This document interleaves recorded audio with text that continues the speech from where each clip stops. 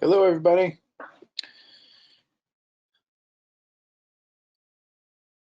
Welcome to the SB Sarah pre-retirement webinar. We're happy to have you. All right. So you can see the audio instructions up there. I was talking to folks earlier who had joined us as early birds that if you have questions, oh, looks like we have a question already. If you have a question, you can submit it through the questions panel. And so there should be a section that says ask a question to all staff. So we have a question that has come in from Catherine saying, am I logged in okay?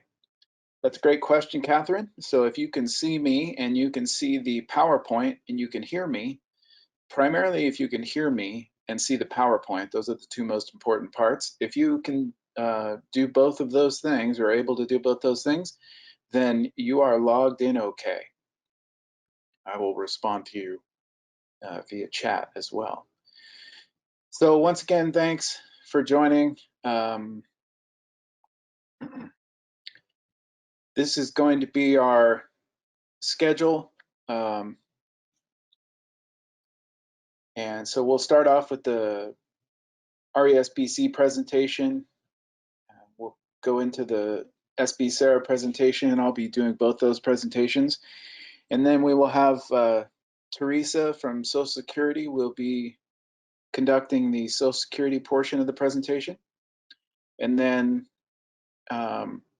we have Crystal Munoz from EBSD who will be doing the EBSD portion of the presentation. And then George from Voya will be wrapping everything up. So let's see, what we want to do is we'll start off. I just want to answer a couple of questions. If you're having any kind of audio difficulty, you can dial in to the phone number that was sent to you with the email confirmation, and then also for the email confirmation you received when you registered for the seminar. You would be able to dial in using a phone, or you can click computer audio and log in that way. So let me start off. As I said, this is what our schedule is going to look like. So we have a lot of great information for you. One other thing, when we're doing questions related to the presentation and not some of these kind of audio problems, when we're doing questions related to the presentation, you're going to submit that question, and then I'm going to distribute them out to the speaker who has given the presentation, and they will answer those questions at the end of the presentation. So once again, you have a control panel where you can ask a question. If you're in mobile, I think it's just a question mark where you can ask the question, and then we'll have panelists answer them after they're done presenting their presentation. So we will get to your questions. Some of us may answer them as they come along if it's doable for us.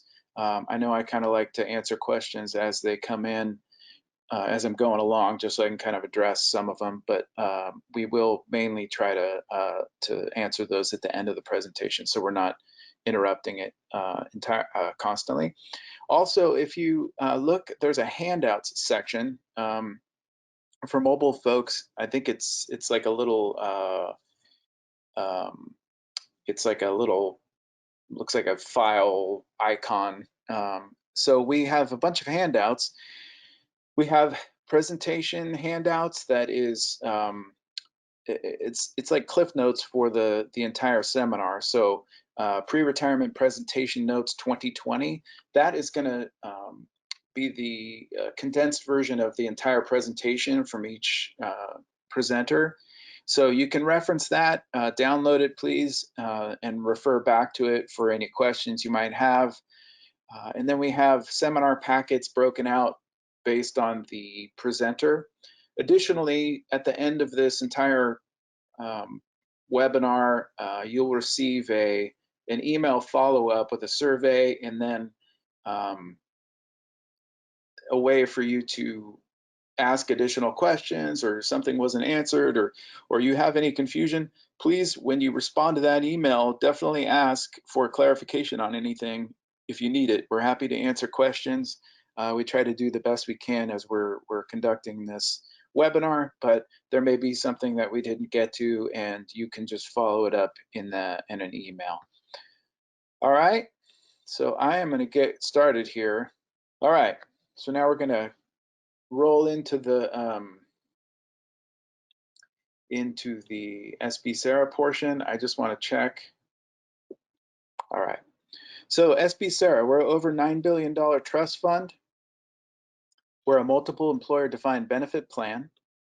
What that means is we have 17 employers. So there's a lot of we have the county, which is our largest employer, obviously, but we have 16 other employers that are actively participating in this pension system: City of Chino Hills, South Coast Air Quality Management District.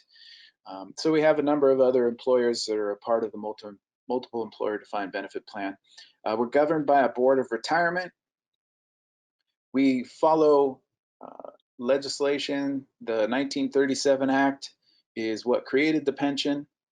And then PEPRA is legislation that went into effect of January 1st of 2013. And that legislation was designed to provide stability in the pension system. So there were a few changes that were made. It created a tier 2, and then there were a few other changes that came about with PEPRA. So I'll kind of show what those are as we get a little further into this presentation. So this is showing the difference between a 457B, 401k, or a defined benefit plan. So, and what we're trying to show here is just a contrast or the benefits of a defined benefit plan. Now, this is not to say, because George is going to be our last presenter, and that's not to say that the 457B that George is going to talk about is not important. It's incredibly important. Everything you're going to hear here is important in retirement. So you can think of it as like a three-legged stool, right? So SB Sarah is one leg, Social Security is another leg, and deferred comp or 457B or VOYA is another leg. So a three-legged stool, right? If you take one of those legs out, then the whole thing falls apart or you fall over. So anyway, but what we want to show here is what the difference is. And so I used to use the 2008 downturn as the example for showing this contrast, but now we can actually use the current downturn. Even though we are from an investment standpoint, we're rising up out of that, and George will talk more about that. But really, what the difference is that our retirees, your retirement is based on a formula, and we're going to show you what that formula is. So it's not based on what the stock market's doing, what investments are doing, how much money you've put into the pension system. It's not dependent upon any of those things, right? So as in the 2008 crisis is a good example, right? So as that downturn was happening, people were panicking because if you had a 401k and you were planning to draw from that 401k, or you were already drawing from that 401k and it lost 30% of its value, that would cause some concern, right? What am I gonna do? How am I gonna live through that? We rose up out of that downturn, which is, the market cycle as it is.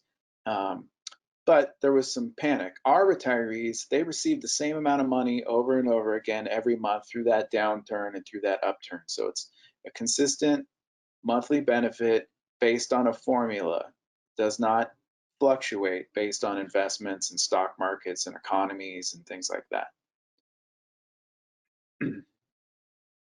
So this is showing tier 1 and tier 2, and then the contributions associated with them. So tier 1, if you were a member of SBCERA prior to January 1st of 2013, or if you had established reciprocity, so connected up two pension systems together, and I'll get into the details of reciprocity as we get further into the presentation, but if you were a part of that reciprocal system prior to January 1st of 2013, then you may be a tier 1 member. And if you are a tier 1 member, your contribution rate is based on your entry age. So it's either the entry age for when you entered SBCERA membership or the entry age for the reciprocal system when you connected up the two pension systems with reciprocity. And you can see the URL there. If you have, if you're interested, you can visit sbcera.org/contributions, and our contribution rate tables are there. They change each fiscal year, so the current fiscal year's contribution rates are there. Tier 2, you can see it's a flat rate. It is also changes each fiscal year. So county general 9.11%, county safety 16.13%. You can see the rates there. It is subject to an annual cap of 151,549, and that changes each year as well. And then we're reiterating that your benefit is not based on your contributions. So it's not based on what you've contributed into the pension system. It's based on a formula, which we're going to show you in a second here. All general members contribute $1.35 per pay period for survivor benefits. So there are benefits that are available to our beneficiaries, and the way those are paid for are by the $1.35 contributions per pay period that are made by members. And so if you pass away as an active member, then there are benefits that are available to your beneficiaries, and I'm going to show you what those are. Service retirement. So there is your general retiring from service.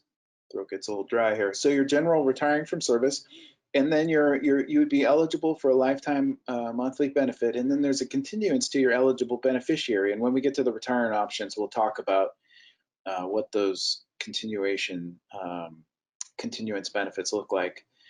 There's also a disability benefit. So if you're permanently incapable of performing your essential job duties, you can file for a service-connected or non-service-connected disability. You can see 5 years service credit is in parentheses there. That is related to being vested. So when you have 5 years of service credit, you are vested in the pension system. Deferring retirement. Deferring retirement is when you postpone when you're going to retire. And I have a slide that really shows deferring retirement well. So we will show that when we get to that slide, and we will talk a little bit further about deferring retirement. So this is about retirement eligibility right here. And most people, tier 1 folks, are going to fit into that 50 and over with 10 or more years of service credit. That is where the most of our people become eligible to retire, right? And then you choose a retirement date after that point in time. Also, any age with 30 or more years of service would be eligible to retire. And additionally, at 30 years of service credit, you actually stop contributing into the pension system. And then you can see the other criteria that for tier 1 folks. And then tier 1 safety, if we have safety members that are joining us for this presentation, I believe we do. You can see that 50 and over with 10 or more years of service credit, again, is where commonly even the safety tier 1 folks are retiring, or any age with 20 or more years of service credit. And then tier 2, those ages were adjusted, and then that service credit, the retirement eligibility service credit was reduced down. Once again, creating stability in the pension system is the goal of PEPRA, which created that second tier. So age 52 and over with 5 or more years of service credit, and then age 50 and over with 5 or more years of service credit for safety. And then any active member 70 and over with any amount of service credit would also be eligible to retire. Just to remind you, I see your questions coming in, and I will be answering them. These slides will be available. Someone asked, I'm going to send out a link with all these slides. If you're interested in taking notes and printing out, go to the handouts section and grab one of the handouts. I would recommend the one that is titled Pre-Retirement Presentation Notes 2020. That's a great place to take notes. So this is the formula we were talking about, right? So I